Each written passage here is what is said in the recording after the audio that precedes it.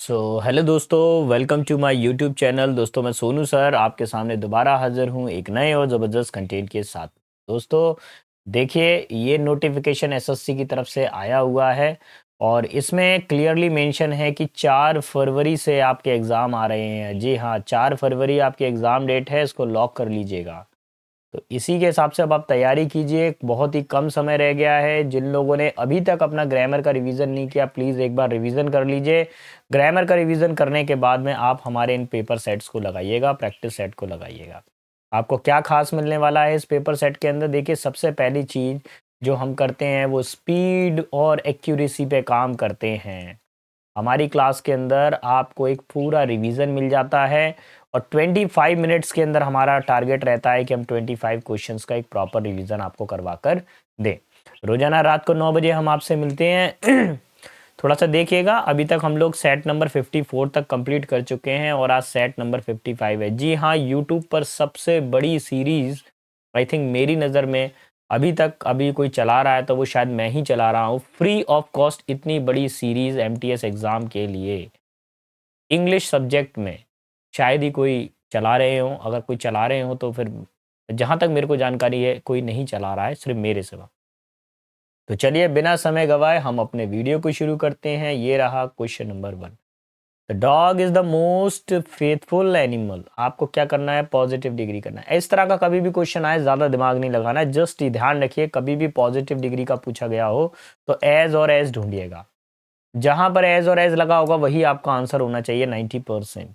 देखिए, तो यहाँ पे कोई एज एज लगा है नहीं, फर्स्ट वाले पे नहीं है। सेकंड वाले में मोर लगा हुआ है, कंपैरेटिव डिग्री है, साइड कर दीजिए। दा के साथ में फेथफुल आ रहा है, ये साइड कर दीजिए। एज लगा है, पॉजिटिव डिग्री लगी है, एज लगा है। कभी भी इस तरह का क्वेश्चन आए डिग्री ढूंढने वाला तो एज एज दिखाई दे तो 100% वही पॉजिटिव डिग्री आपका आंसर होगा। एक और थोड़ा सा यहाँ पे कुछ और हुक्स को याद रखिएगा। अगर कभी भी कंपैरेटिव डिग्री के साथ में अगर कंपैरेटिव डिग्री ढूंढनी हो तो देन उसकी पहचान होती है, ठीक है। और सुपरलेटिव डिग्री के लिए क्या होता है कि पहले क्या आता है? दांत। चलिए क्वेश्चन नंबर 2 पर आते हैं। 2 क्या बोल रहा है? Our team lost the game only because of a mistake with one of our player।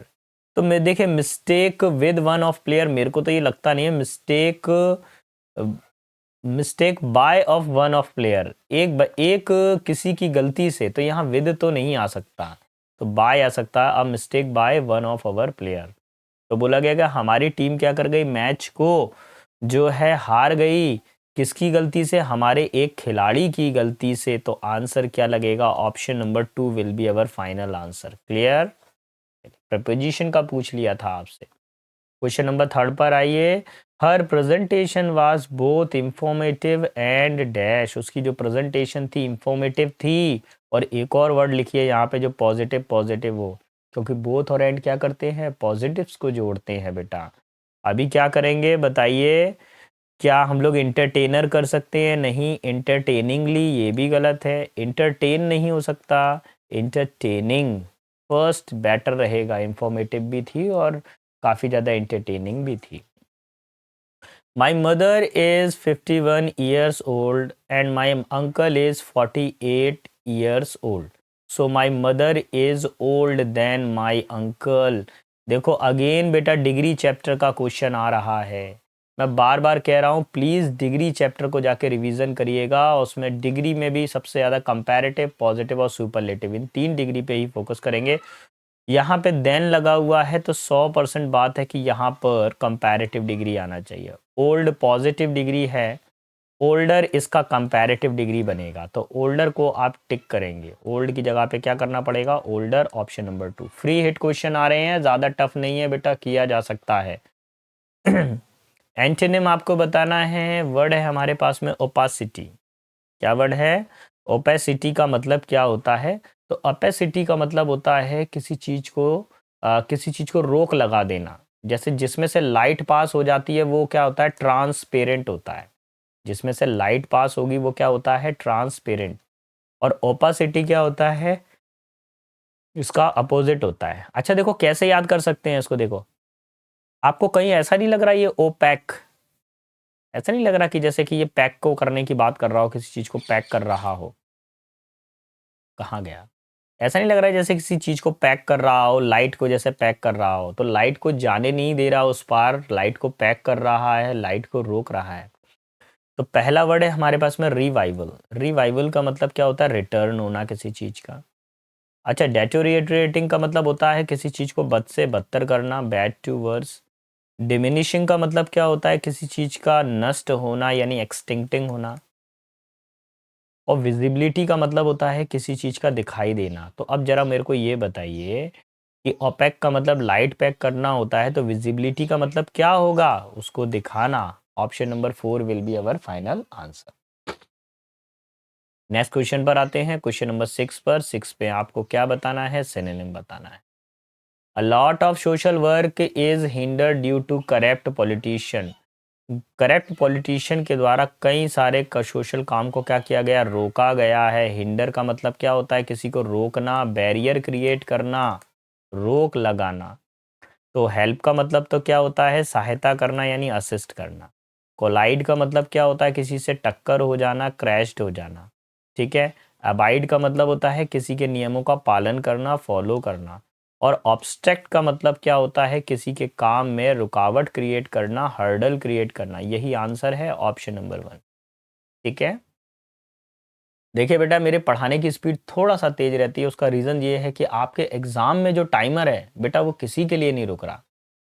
वो मेरे कहने से भी नहीं रुकेगा, आपके कहने से भी नहीं रुकेगा। वहाँ पे वो टाइम ना माइनस में चल रहा है बेटा, प्लस में नहीं चल रहा। पता ही नहीं चलता कब 60 मिनट्स कंप्लीट हो गए, ऐसे ही पलक झपकते में निकल जाता है। कब 90 मिनट्स कंप्लीट हो गए पता ही नहीं चलेगा आपको, कब 120 मिनट्स कंप्लीट हो गए पता ही नहीं चलेगा आपको। तो उस चीज़ को कवर अप करने के लिए मुझे थोड़ा-सा अपनी स्पीड तेज़ रखनी पड़ती है। अगर आप मेरी स्पीड को मैच कर पा रहे हो, मैं गारंटी दे रहा हूँ, लिख कर दे रहा हूँ, आप एग्ज़ाम फोड़ कर आओगे, आप एग्ज़ाम 101% क्लियर कर ही आओगे।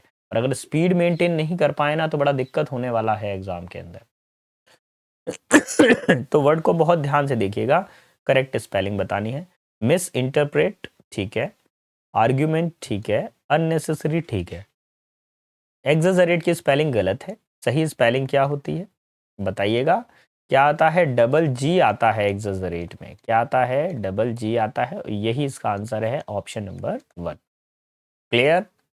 ठीक। आगे बढ़ते हैं, क्वेश्चन नंबर 8 पर आते हैं। 8 में क्या दिया हुआ है उसके बारे में चर्चा कर लेते हैं।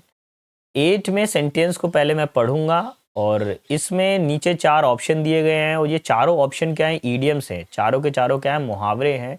इन चारों में से कोई एक ऑप्शन हमको यहाँ पर सेट करना पड़ेगा। Siri was feeling dash after receiving praise from her professor for completing the project ahead of schedule. तो सिरी को डैश महसूस हो रहा है, अभी पता नहीं है कैसा महसूस हो रहा है, जब उसको अपने अब प्रोजेक्ट कंप्लीट करने के बाद में उसके जो प्रोफेसर हैं उन्होंने क्या किया? उसकी सम्मान किया, उसकी तारीफ की। तो देखिए, अंडर द वेदर का मतलब क्या होता है? बीमार हो जाना, sick. In the same boat, in the same situation, या इन द सेम प्रॉब्लम, या सेम सिचुएशन। ठीक है।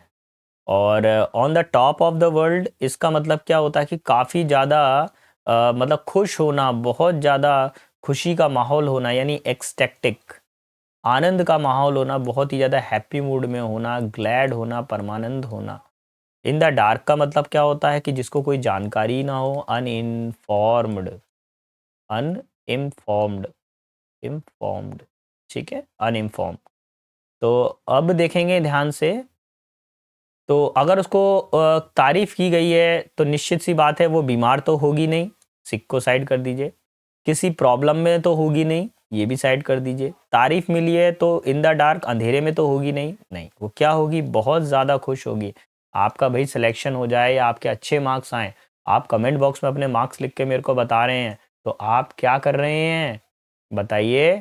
On the top of the world कर रहे हैं, आप बहुत ज़्यादा खुश हैं। देखिए, एक चीज़ मैं आपको और बता दूँ, देखिए कुछ बच्चे हमारी क्लास में जो रेगुलर हमारे व्यूअर हैं, जैसे सौरभ करके हैं, एक डिजियांट करके हैं, वो कंटिन्यू हमारे वीडियोज़ को देखते हैं, और एक शायद असम से हमारे एक और स्टूडेंट जुड़े हुए हैं, एंजल करके जुड़े हुए हैं, एक कश्मीर से जुड़े हुए हैं, बाबर करके जुड़े हुए हैं। तो ये कुछ ऐसे हैं, कुछ ऐसे व्यूअर्स हैं जो रेगुलर हमारे वीडियोज़ को देख रहे हैं, और भी कुछ हैं, अभी मेरे को एग्ज़ैक्ट अभी याद नहीं आ रहा है, तो मैं नहीं बता पा रहा हूँ। जो कुछ ऐसे व्यूअर जो अपने कमेंट बॉक्स में हमको मार्क्स बताते हैं, इन बच्चों के अंदर इतनी हिम्मत है कि ये पेपर करने के बाद में अपने पेपर को मेरे साथ डिस्कस करते हैं, कमेंट बॉक्स में अपने मार्क्स बताते हैं, तो ऐसे बच्चों को बेस्ट ऑफ लक और मेरी शुभकामनाएँ आपके साथ में। 100% बेटा आप लोगों का सिलेक्शन होगा, 2026 आपके लिए नौकरी लेकर आएगा। क्योंकि आप वही बच्चे हैं जो मेहनत कर रहे हैं, आप इग्नोर नहीं कर रहे हैं, आप एक्सेप्ट कर रहे हैं। जो बच्चा अपनी गलतियों को एक्सेप्ट कर आगे बढ़ता है, उसका सिलेक्शन ज़रूर होता है। मेरी विशेज़ आपके साथ में है, बहुत-बहुत शुभकामनाएँ। पेपर फोड़ कर आइएगा, पेपर अच्छे से कर आइएगा। देखिए नेक्स्ट वर्ड है हमारे पास में रीगल। अब रीगल का मतलब क्या होता है? रॉयल, शाही घराने का।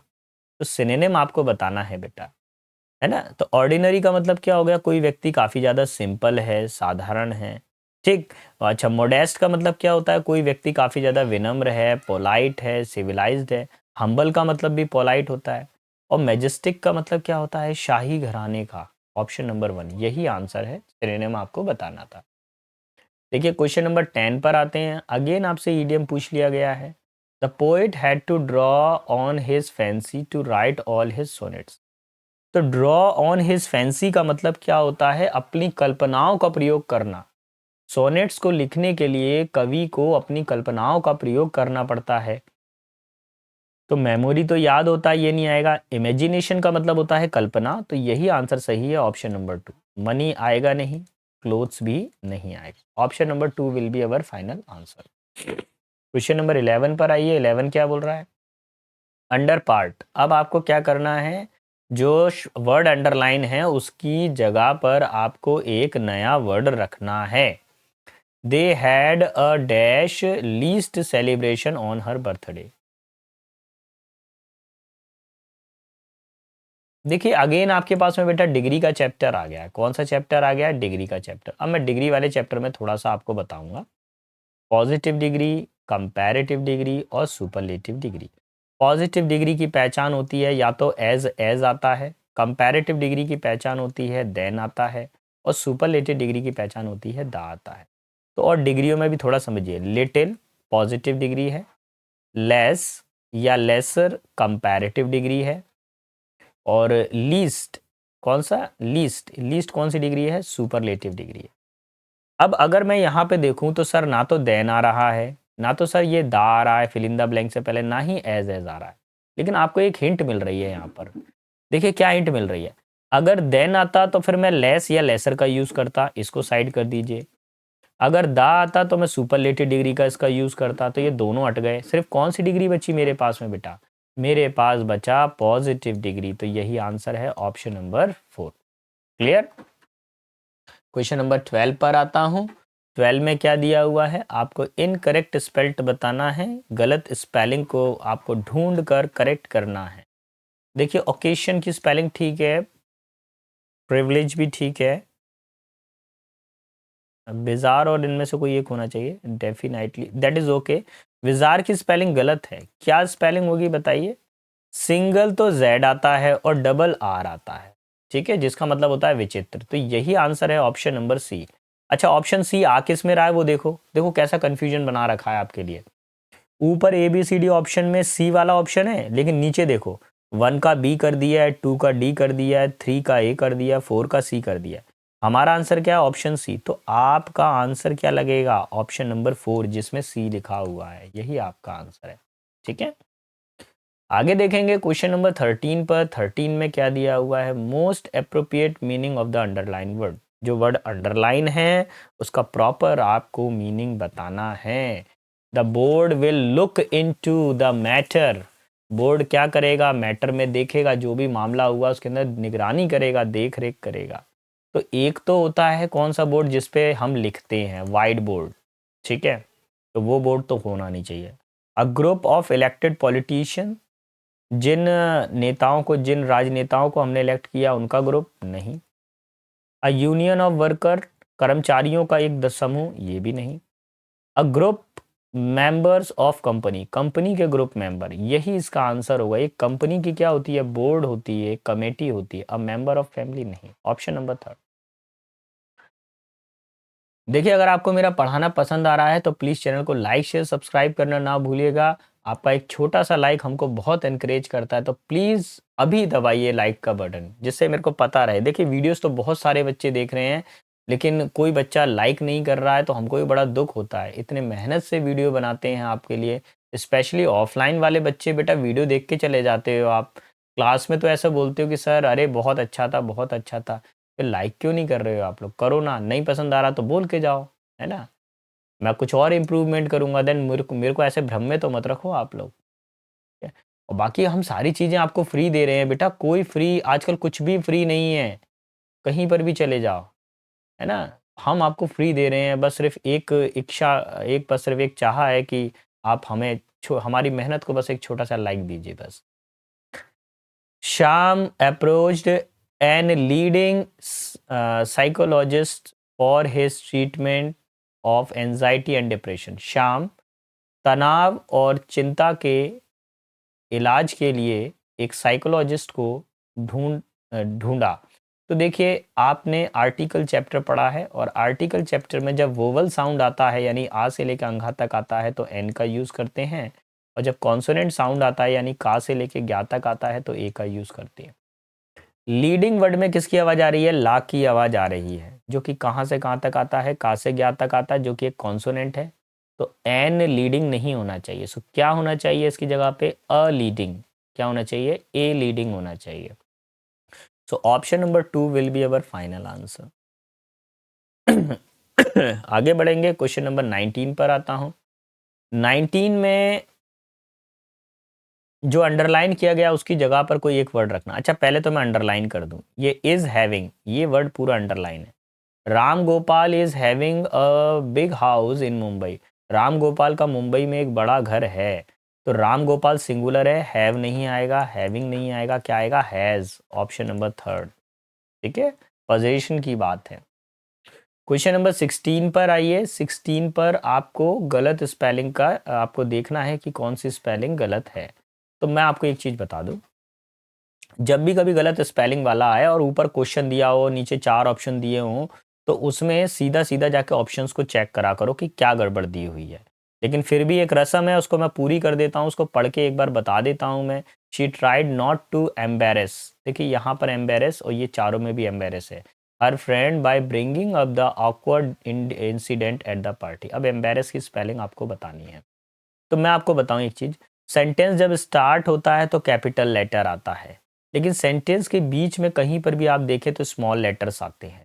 तो अगर ये एम्बैरेस स्टार्टिंग में होता तो यहाँ पर क्या आ जाता? Capital letter. तो ये कैपिटल लेटर्स वाले दोनों को हटा दीजिए। अब बचा हमारे पास में कौन सा? स्मॉल लेटर वाला मैटर। अब स्मॉल लेटर में चेक कर लीजिए एम्बैरेस की स्पेलिंग क्या होती है। फर्स्ट वाली करेक्ट होती है, डबल आर आता है, डबल एस आता है। Option number 1। Next question number 17 पर आते हैं। आपको वन वर्ड सब्स्टिट्यूशन बताना है। A person who does not believe in the institution of marriage. व्यक्ति जो शादी समारोह में या शादी में विश्वास नहीं रखता है, ठीक है। तो अब यहाँ पे देखेंगे चारों के चारों ऑप्शंस को। पहला है मैसोसिस्ट। मैसोसिस्ट व्यक्ति होता है जो दर्द को प्यार करता हो, पेन लवर, दूसरों को दुख में देखकर खुश होता हो। अच्छा, मिसोगाइनिस्ट, जैसे ही मिस वर्ड आ गया है इसका मतलब क्या होता है? नफरत करने वाला व्यक्ति, जिसको नफरत होती है, जो चीज़ों को नापसंद करता है। और गायनी का मतलब क्या होता है? फीमेल। तो जो क्या करता है? हेट करता है, लेकिन किससे हेट करता है? फीमेल से नफरत करता है। महिलाओं से नफरत करने वाला मिसोगाइनिस्ट। अच्छा, नीलिस्ट कौन होता है? जिसकी लाइफ क्या हो? लाइफ का कोई अर्थ नहीं हो, लाइफ मीनिंगलेस हो। मीनिंगलेस, उसके हिसाब से लाइफ क्या है? निरर्थक है। और मिसोगाइनिस्ट, देखो मिस का मतलब होता है हेट, और गैमी जो वर्ड है, गैमी का मतलब होता है मैरिज। तो जो किससे नफरत करता है? मैरिज से नफरत करता है ना, उसको क्या बोलते हैं? मिसोगाइनिस्ट। देखो बेटा, अगर आपको मेरी ये ट्रिक्स पसंद आई हैं, ये वोकैब की ट्रिक अगर पसंद आई है तो प्लीज़ चैनल को लाइक ज़रूर करिएगा। ध्यान रखिएगा, कभी भी मिसो वर्ड मिल जाए तो इसका मतलब होता है हेट, ठीक है। और कहीं पर भी वर्ड मिल जाए सेंटेंस की शुरुआत में फिल, तो इसका मतलब होता है लव। तो एक वर्ड मैं आपके सामने बना के बता रहा हूँ, मिसैंथ्रोप। इसका मतलब क्या हो गया? हेट करने वाला। किससे हेट करने वाला? मानवता से नफरत करने वाला। एक और वर्ड देखिए, फिलैंथ्रोप। इसका मतलब क्या हो गया? मानवता से प्रेम करने वाला। कौन सा वर्ड आ रहा है? फिल। तो मिस आएगा तो माइनस कर दीजिए, फिल आएगा तो प्लस कर दीजिए। ठीक है, आगे बढ़ूंगा, नेक्स्ट क्वेश्चन की तरफ मूव करता हूं, क्वेश्चन नंबर 18 पर। The doctor asked the patient to have dash MRI scan of his brain. Doctor ने पेशेंट से पूछा, पेशेंट से कहा एमआर उसके ब्रेन के एमआरआई स्कैन करने के लिए, एमआरआई के लिए कहा। तो अगेन मैं आपसे कहूँगा आर्टिकल वाले चैप्टर को थोड़ा सा एक बार रिवाइज कीजिए माइंड के अंदर। जब भी हमारे पास में वोवल साउंड आ जाए तो 100% हम किसका यूज़ करेंगे? एन का। जब हमारे पास में कॉन्सोनेंट साउंड आ जाए तब हम किसका यूज़ करेंगे? बताइएगा। ए का यूज़ करेंगे। तो अभी एमआरआई को देखिए, एमआरआई को जब मैं हिंदी में लिखूंगा तो कैसे लिखूंगा? एम। साउंड क्या आ रहा है? वोवल साउंड आ रहा है, आ से लेकर अंगहा तक आ रहा है। इसका यूज़ करोगे, एन का यूज़ करोगे, ऑप्शन नंबर 2 लग जाएगा। ठीक है, क्वेश्चन 19 पर आता हूँ। 19 में बेटा आपको क्या करना है? एंटोनिम बताना है। The mountain peak offers a breathtaking view, a striking contrast to the dash peculiar scenery below. तो आपको क्या करना है? इसमें जो पेक्यूलियर वर्ड है इसका आपको एंटोनिम बताना है। तो पहले पेक्यूलियर का मीनिंग समझ लीजिए। पेक्यूलियर का मीनिंग होता है कोई चीज़ क्या हो, काफ़ी ज़्यादा विचित्र हो, स्ट्रेंज हो, है ना? स्ट्रेंज हो काफ़ी ज़्यादा। तो अब इसका आपको अपोजिट बताना है। कैसे बताएंगे? अच्छा, ऑड का मतलब क्या होता है? कोई चीज़ बेकार हो, है ना? और ब्यूटीफुल मतलब सुंदर। एबनॉर्मल मतलब जो सुंदर ना, जो असाधारण हो। क्योंकि यहाँ पर तो ऑलरेडी ये पेक्यूलर का मतलब विचित्र बता ही रहा है तो माइनस है। तो आपको क्या करना पड़ेगा? इसका ऑर्डिनरी बनाना पड़ेगा, साधारण बनाना पड़ेगा। ठीक है, option number 2 will B final answer. Peculiar मतलब असाधारण, ऑर्डिनरी मतलब साधारण। क्वेश्चन 20 पर आते हैं। My sister is allergic with peanut. मेरी सिस्टर को क्या है? पीनट से एलर्जी है। सो बी कॉशियस व्हेन प्रिपेयरिंग हर मील। तो इसलिए काफ़ी ज़्यादा सजग रहें जब आप उसका भोजन पका रहे हो। तो देखिए, एलर्जेटिक विद नहीं होता, एलर्जेटिक क्या होता है? टू होता है। ये प्रपोजिशन का क्वेश्चन आपसे पूछा गया है और आंसर लगेगा ऑप्शन नंबर 2। क्लियर? चलो बढ़ता हूँ आगे की तरफ, क्वेश्चन नंबर 21 पर। 21 में क्या दिया हुआ है? Speaking is a powerful tool. Speaking क्या है? एक पावरफुल टूल है डैश ह्यूमन कम्युनिकेशन। किसके लिए पावरफुल टूल है? मानव ह्यूमन कम्युनिकेशन के लिए पावरफुल टूल है। तो ऑन नहीं होगा, विद नहीं होगा, एट नहीं होगा, क्या आएगा? For, option number 3। It allow us to convey thoughts. ये क्या करता है? हमको विचारों का आदान प्रदान करता है, इमोशंस का आदान प्रदान करता है, आइडियाज टू अदर, अपने आइडियाज को दूसरे से देता है। Effective speaking dash not only the words we choose but also our tone, body language and overall presentation। Effective speaking में क्या होता है? ना केवल हम अपने शब्दों का चयन करते हैं बल्कि अपनी बॉडी लैंग्वेज और अपने बोलने की जो टोन है उस पर भी काम करते हैं और अपनी ओवरऑल प्रेजेंटेशन को देखते हैं। तो इफेक्टिव स्पीकिंग, अब थोड़ा सा देखिएगा ध्यान से, यहाँ पर प्रेजेंट टेंस है। ठीक है, ये भी अलाउज भी प्रेजेंट टेंस है। ठीक है, अब स्पीकिंग के बाद में यहाँ पर भी मुझे कौन सा टेंस चाहिए होगा? प्रेजेंट टेंस ही चाहिए होगा। आप इन्वॉल्विंग का डायरेक्ट यूज़ नहीं कर सकते क्योंकि इससे पहले कुछ ना कुछ इज़ेमार आना चाहिए या वाजवर आना चाहिए, इसको साइड कर दीजिए। आप पास्ट टेंस का यूज़ नहीं कर सकते क्योंकि पूरा स्टेटमेंट प्रेजेंट में जाना है। इफेक्टिव स्पीकिंग एक सिंगुलर वैल्यू है और ये प्लूरल वर्ब है, तो प्लूरल वर्ब का यूज़ नहीं होगा। सिंगुलर सब्जेक्ट होता है तो सिंगुलर वर्ब का ही यूज़ करेंगे। Option number 2 will be our final answer. फिर बोला गया है कि public speaking in particular can be dash a skill and an art enabling individual to inspire, educate और परसुएड ऑडियंस। देखिए, पब्लिक स्पीकिंग में क्या होता है? सारी चीज़ें हो सकती हैं। एक स्किल भी हो सकती है पब्लिक स्पीकिंग, एक कला भी हो सकती है जो क्या करती है? प्रत्येक व्यक्ति को इंस्पायर करती है, प्रेरित करती है, एजुकेट करती है, पढ़ाती है और परसुएड ऑडियंस, और ऑडियंस को परसुएड करती है, मनाती है। तो मैं आपको यहाँ पे एक चीज़ बताऊँ, यहाँ पे एंड लिखा हुआ है। एंड के साथ आप किसका यूज़ करते हैं बताइए? बोथ का यूज़ करते हैं। यही आपका आंसर होगा ऑप्शन नंबर थर्ड। ठीक है, कंजंक्शन का यूज़ किया गया है, एंड के साथ में किसका ही ग्रुप होता है, बोथ का ग्रुप होता है। देखिए, अगर आपको ये तकनीक समझ में आई हो मेरी, तो प्लीज़ चैनल को लाइक ज़रूर करिएगा। अच्छा, मैं आपको एक चीज़ और याद दिला दूँ। आज सेट नंबर 55 हुआ है, नेक्स्ट सेट हमारा 56 होने वाला है। जब तक आपके एग्ज़ाम कंप्लीट नहीं हो जाएँगे, हमारे लगातार सेट आते ही रहेंगे। इसके लिए तैयार रहिएगा।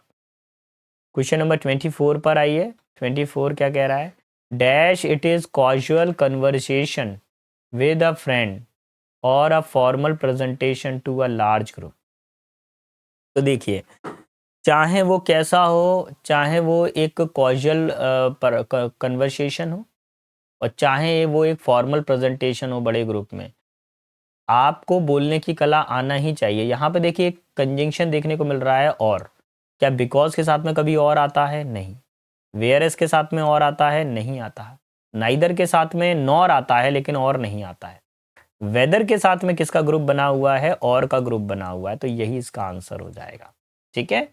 The ability to express dash clearly confidently through speaking is valuable skill that can greatly impact our personal और प्रोफेशनल लाइफ। तो क्या बोला गया है कि ये जो बोलने की कला है वो हमको क्या करती है, लोगों के सामने प्रेजेंट करती है। तो किसको प्रेजेंट करती है? हम लोगों को प्रेजेंट करती है। इट सेल्फ नहीं होगा, देम सेल्फ नहीं होगा, हर सेल्फ नहीं होगा, क्या होगा? Our self. हम अपने विचारों को लोगों के सामने प्रेजेंट कर पाते हैं। ठीक है, तो बेटा आज के सेशन में इतना ही था। आई होप आपको हमारा पढ़ाना पसंद आया होगा। प्लीज़ चैनल को लाइक शेयर सब्सक्राइब करना ना भूलिएगा और तैयार रहिएगा सेट नंबर 56 के लिए। मैं नेक्स्ट जो मेरा सेट रहने वाला है वो सेट नंबर 56 रहने वाला है। तो तैयार रहिएगा। मिलता हूँ मैं नेक्स्ट वीडियो में कुछ इसी तरह के कंटेंट के साथ में। तब तक के लिए सारे बच्चों को बेस्ट ऑफ लक। जय हिंद, जय भारत।